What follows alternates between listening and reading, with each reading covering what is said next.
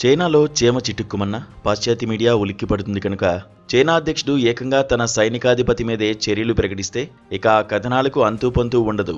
ఇటువంటి సందర్భాల్లో తప్పు చేశారు అన్న పదాన్ని వాడితే అవినీతికి పాల్పడ్డారని అర్థమట.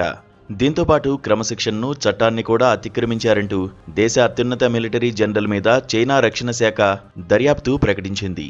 ఆరంభాన్ని ఇంత ఘనంగా చాటడం ఎందుకు? ఆ దర్యాప్తేదో పూర్తి చేసి నిజం నిగ్గుతేలిన తర్వాతే విషయం చెప్పవచ్చు కదా అన్న ప్రశ్న రావచ్చు.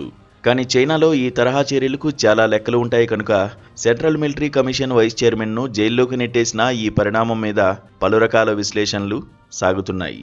Peoples Liberation Army generals Zhang Youxia, Lu జెన్లీల అరెస్టు వార్త ప్రపంచ రక్షణ రంగ నిపుణులను ఆశ్చర్యంలో ముంచెత్తింది. జిన్పింగ్ అధ్యక్షతలోని సెంట్రల్ మిలిటరీ కమిషన్కు యౌషియా ఉపాధ్యక్షుడు మాత్రమే కాక సుప్రీం లీడర్కు అత్యంత సన్నిహితుడు, విశ్వాసపాత్రుడని అంటారు.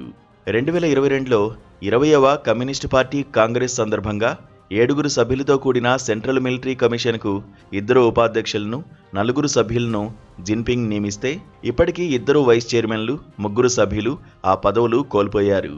జిన్పింగ్ సాగిస్తున్న ఈ ప్రక్షాళనలో రక్షణ మంత్రికి సైతం రక్షణ లేకుండా పోయింది.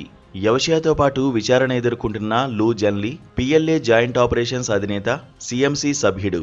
2 ఏళ్లలో ఇలా అందరినీ తీసిపారేసిన తర్వాత ప్రస్తుతానికి CMCలో జిన్పింగ్తో పాటు సదరు అవినీతి ప్రక్షాళనలో ఆయనకు తోడుగా నిలుస్తున్న మరో ఉన్నతాధికారి మాత్రమే మిగిలారు.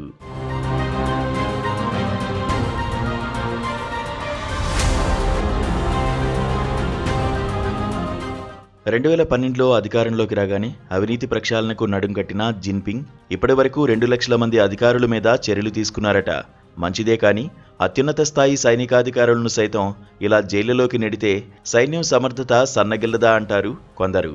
1979లో వియత్నాంతో పోరాడిన అనుభవం ఉన్న యౌషియా వంటి సీనియర్లను సైతం శిక్షించడం ద్వారా అత్యంత ఆప్తులను కూడా వదిలిపెట్టబోనని జిన్పింగ్ సందేశం ఇవ్వదలుచుకున్నారు. పనిలో పనిగా ఎటువంటి ప్రశ్నలు, వ్యతిరేకతలకు ఆస్కారం ఇవ్వకుండా PLAను పూర్తిగా తనకు అనుకూలంగా తీర్చిదిద్దుకోవడం కూడా సాధ్యపడుతుంది. చైనాలో పార్టీకి, ఆర్మీకి మధ్య ప్రేమలు, పగలు పక్కపక్కనే ఉంటాయని అంటారు. డెంగు కాలం నుంచి అడపాదడపా ఆదేశాలను ధిక్కరించడం, ఆర్మీలో తల్లెగరేసేవారిని ఓ కంట కనిపెడుతుండడం ఉన్నదే. మొదట్లో పార్టీలో అసమ్మతితో పోరాడిన జిన్పింగ్ కూడా తాను సర్వశక్తి సంపన్నుడిగా అవతరించడమే సకల సమస్యలకు పరిష్కారమని నిర్ణయించుకుని రాజ్యాంగాన్నే సవరించి ముచ్చటగా 3వసారి కూడా అధికారంలో కొనసాగుతున్నారు. దేశ అణురహస్యాలను జాంగ్ యౌషియా అమెరికాకు అమ్మేశారన్నది ప్రధాన ఆరోపణ. ప్రమోషన్లలో అవినీతి, ఆయుధ కొనుగోలులో అక్రమాల వంటివి దీనికి అదనం. జిన్పింగ్ ప్రభుత్వంపై సైనిక తిరుగుబాటు కథనాలు కూడా వింటున్నాం. తైవాన్ను దురాక్రమించుకోవడానికి జిన్పింగ్ ఏడాది గడువు విధించారని, యౌషియా అందుకు సానుకూలంగా లేకపోవడంతో పదవి పోగొట్టుకున్నారని అమెరికా మీడియా అంటోంది. గతేడాది జూన్ 2వ వారం నుంచి జిన్పింగ్ కొంతకాలం పాటు బయటకు కనిపించకపోగానే ఆయన శకం ముగిసినట్టేనని కథనాలు వెలువడ్డాయి.